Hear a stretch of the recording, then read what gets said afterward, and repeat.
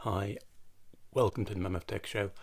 I'm Jeff, and today we'll be comparing camcorders and action cameras, and we'll be looking at the difference between the type and the quality of the footage you'll get between the two.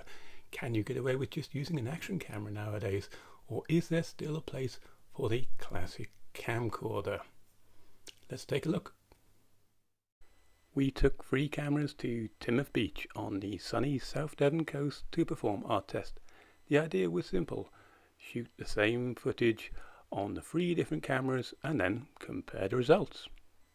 So for this test we took a GoPro Hero 4 Black Edition, for the camcorders a JVC Everio GZ-E207, and to see if you can get the GoPro look on a much tighter budget, a Vivitar DVR785HD.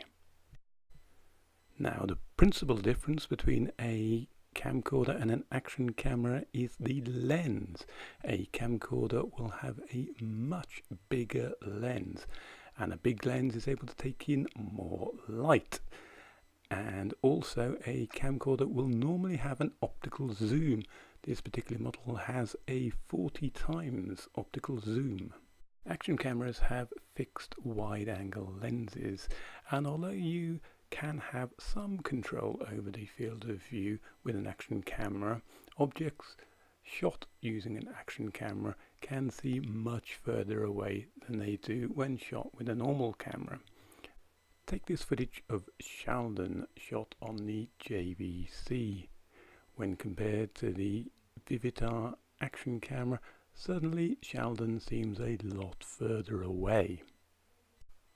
So let's compare the quality of the footage now. And looking at the Vivitar, whilst it looks okay in general, what you're missing out on with this budget action camera is the detail. As you can see, the sky is quite bleached out. Looking over to Sheldon, there's very little detail to see, and the curved wall on the right is more digital noise than bricks. Moving over to the JVC camcorder, things are looking a little better, with none of that nasty digital noise and a little more detail, but things are looking a little soft. And moving on to the GoPro, we've moved back to a wide-angled view again, but this time we've got a lot more detail, especially in the foreground. Looking at the curved wall on the right there, and the lights strung between the lampposts. Comparing stills from the footage, it's immediately obvious how the budget action camera is struggling to get the right lighting balance. One factor that can get overlooked with action cameras is handling. They're designed to be mounted to something, a helmet, a snowboard, whatever it might be.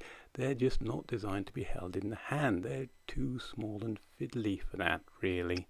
If you want to do handheld shots, you'll really need some sort of grip or handle.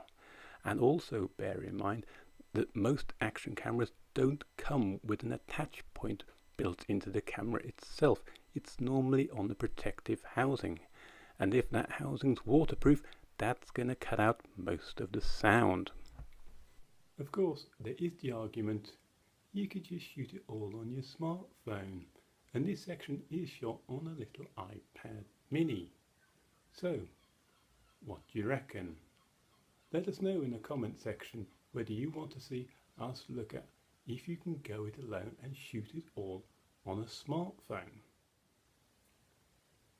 As for action cameras, if you get a good one, you can get some amazing footage and take it places you could never take a normal camcorder, but they are more limited in the type of footage that you can take. They're fiddlier to use with smaller screens, if you get a screen at all.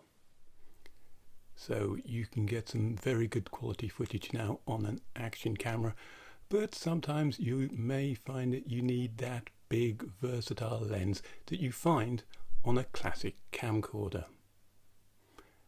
That was the Mammoth Tech Show. I'm Jeff Birch.